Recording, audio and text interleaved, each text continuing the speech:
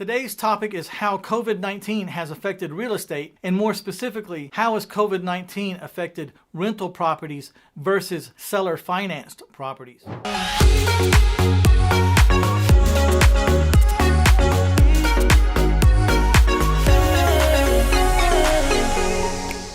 In the content that follows, I'd like to give a real-life perspective of how COVID-19 has affected rental properties and then versus the seller-financed properties. Now, I'm going to be talking to you about specifically how it affected commercial properties and then residential properties, and then how it's affected acquisitions, and then how it's affected sales. We can learn a lot about the durability and the dependability of our cash flows from different strategies when we watch them go through periods of chaos, like a recession or lately a pandemic. Now, I can tell you from firsthand experience, some strategies boom in chaos, and that was the case of the recession of 2008, 2009 that extended on and through the 2014, 15, 16. And I can tell you firsthand that the rentals and the seller finance strategy boomed during that time. And the reason is because during times of chaos, typically banks will shut down and tighten up. And that means that people can't buy houses as readily because most people need to deal with a bank or a mortgage company to get a loan to buy a house. So when no one can buy a house, then they have to use a different strategy. When no one can buy a house using traditional lending institutions like a bank or a mortgage company, then they have to turn to being a renter unless they can find the option of someone who wants to seller finance, and that will give them two options of where to live, as a renter or as an owner, but without a bank. In the last recession, it was about 2010 when I saw the prices of properties plummeting. They were plummeting because institutional lenders had clammed up, they had tightened up, and they weren't lending. And so that's when I decided to jump back in full force, because I was living kind of a life of semi-retirement, but I saw the opportunity. Prices were dropping in my area, and for a real estate investor, that's the go signal. That's the time to start buying. So I came out of my semi-retirement and went full speed. There was a time during the 2008-2009 recession, around 2010 through 2012, I was buying houses and selling houses like a madman. In one short period of time, I bought a house a day for 45 days in a row. I had a flaw in my infrastructure. And that flaw was I was both the house buyer and the house seller. So when I got to 45 houses in a row being purchased, I got a little bit scared because I had not been able to put my sales hat on and go sell any of these houses. Now, in conjunction of having 45 houses stacking up because I just bought them, I was also getting my fair share of foreclosures. And when I looked at the list of vacant houses that I had, it wasn't just the 45 houses I bought, it was the 45 houses plus 15, 20 houses that I had to file foreclosure on that I had gotten back. And so now it was like I had 70 houses. And so I had to stop buying, even though buying was still a great opportunity. And I had to put my salesman hat on and start getting these houses occupied and start getting them producing income so I could mitigate my liabilities. It's a pretty good strategy when you can do good in the good times and you can boom in the bad times or the chaotic times. That's a great strategy. And I'm so glad that I took on the seller finance strategy and was a professional at that strategy when these chaotic times struck, because they proved very dependable and very durable during these times. So let's talk about how COVID-19 affected commercial properties. While I am not a professional full-time commercial property investor, I do have my fair share of small little commercial places, but further than that, I'm friends with lots of people in the commercial space.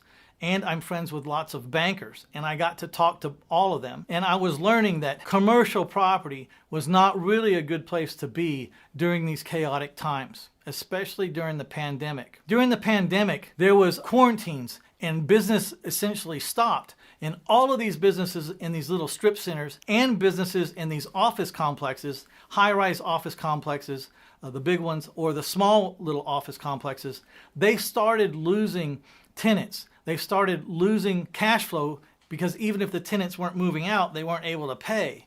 And this was a big problem. I was really, really happy that I had chosen to stay in the lower to middle single family residence as my asset, because everyone needed a place to live no matter what the chaos. And I was filling that void, and I had properties for those people, and that never seemed to go away. That need to have a roof over your head and a place to sleep at night and take a shower in the morning and raise your family, that need doesn't go away during chaotic times.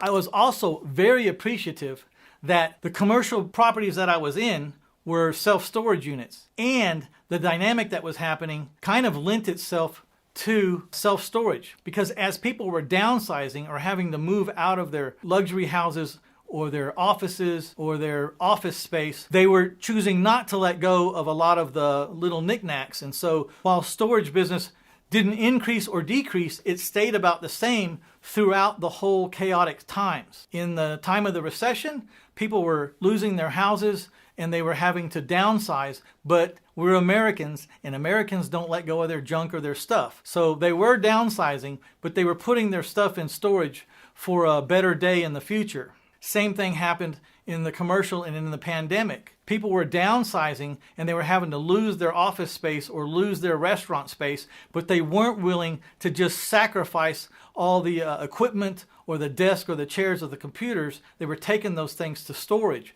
So storage didn't increase or decrease, but it stayed flat, right? As always, like business as usual through these two chaotic circumstances. So in a nutshell, if I had to choose between single-family residences or commercial during chaotic times, I would pick single-family residences. So before I talk to you about how COVID-19 affected my residential sales and the seller financing strategy and how it affected my residential acquisitions, I would like to take a pause for a second and ask you, if you're enjoying these kind of conversations and this kind of content, please hit that like button for us. It helps us a lot and it'll let the world know that we're delivering good content. Also, share this with people that maybe don't even know that this kind of free content exists. And that would be very helpful for all of us. And last but not least, if you haven't subscribed, please subscribe. There is a lot of content coming over the next year. So let's talk about how COVID-19 affected my acquisition. It was tough in 2020. It'll be a year that I'll never forget because inventory dried up. I was having no problem selling my properties, but I was having problems acquiring properties. Why was this? Well, we've narrowed it down to a few reasons. Number one, people were afraid to move and they were afraid to let strangers into their house. So the MLS listings dropped substantially, like over 50%. So people that didn't have to sell right now were just not moving. They weren't doing anything. They were just sitting down. The other thing is the courthouses were shut down because of COVID-19 and the quarantines. Courthouses were not able to process bank foreclosures. They were not able to process any kind of foreclosure, and they weren't processing evictions. Now, those two things, foreclosures and evictions, were a mainstay of where we found opportunity to buy distressed properties under time pressure. And now the time pressure was gone. People were sitting in their properties, not paying their mortgage payment, with no way to get them out. There was no way to get them out because the courthouses and the process you have to go to was shut down. Instead of continuing on in my traditional way of buying 100 houses a year, we were lucky to break 50 houses in 2020. Still a great year, but nowhere close to where we wanted to be or could have been if it wasn't for COVID-19. To combat this problem of inventory, we had to switch directions. We moved rural. We started looking at land. We started looking at mobile homes and land. And we started looking at things that weren't so affected by COVID-19. And that's how we managed to buy at least 50 properties in 2020. So how did COVID-19 affect our sales?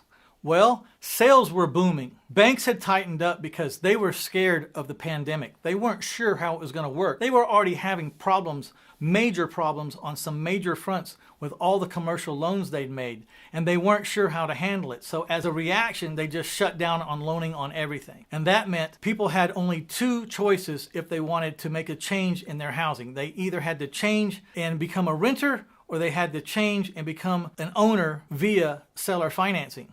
And that was the only two choices they had because the lending institutions had clammed up. Well, lucky for us, we filled one of those options. We fulfilled the ability for people to go in and still be a home buyer, but not have to deal with a bank. And this is a really good reason why, we were averaging 9 days on the market for our houses, and then COVID-19 hit, and we started averaging only 4 days on market when COVID hit. Now, why was that? Well, number one, we developed a way to show our houses. You see, realtors might have had listings, but still, people weren't letting open houses happen. People weren't coming out to view the inside of these houses because the owner was saying, I don't want strangers in my house. When we were trying to sell our houses, we were the owner of our houses, and we were able to take these vacant houses and make a way for people to view them without having to be around our salesman. So a family or a person could go look at a house and never come in contact with a salesman because we owned the house, and we would open the door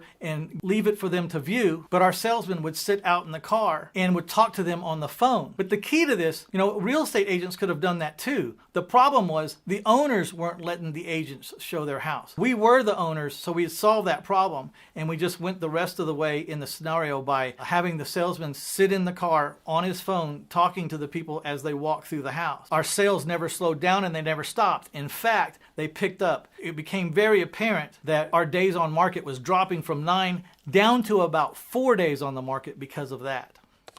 The number one reason why I like seller financing over rental is the mindset of the occupant. An owner sticks and stays, even during chaotic times. It's their home, for heaven's sakes. They can't just replace it. I had gotten decent down payments from these people, and because it was their home, they had made improvements, they had families, they had school districts they weren't willing to change, and that mindset of being an owner will push through a lot of chaos and a lot of difficult times. Just think of yourself. If you have to fight for a rental property or fight for your home, which one are you fighting harder for? You're going to fight harder to keep your home. You'll let everything else go. So that's why I like seller financing over rentals, and certainly like seller financing houses over commercial property. So with that, I'm going to give away a webinar on the art of creative real estate investing. So if you'll just go to 1000houses.com and look for the free giveaway under that name, Art of Creative Real Estate Investing, click on that link. It'll be digitally downloaded, and you will be in business in a few seconds,